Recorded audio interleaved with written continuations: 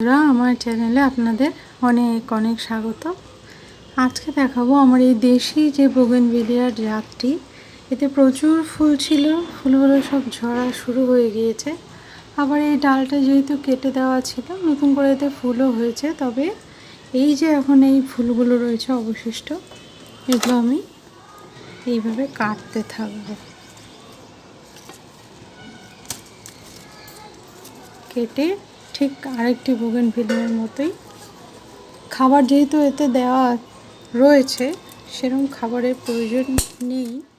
তবে নতুন ইয়ের জন্য আমি দুটো ডাল কেটে দেখালাম। এবার আমি সবই এগুলো অবিন্যস্তভাবে রয়েছে, সবগুলো ডালকে কেটে দেব। নমস্কার বন্ধুরা, ভালো থাকবেন।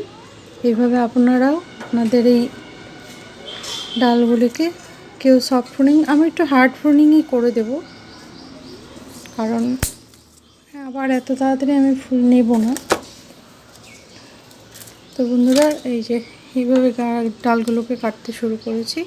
ভালো থাকবেন, অসংখ্য ধন্যবাদ। আমি অবিন্যস্ত ডালগুলো এইভাবে এই যে কাটতে শুরু করলাম।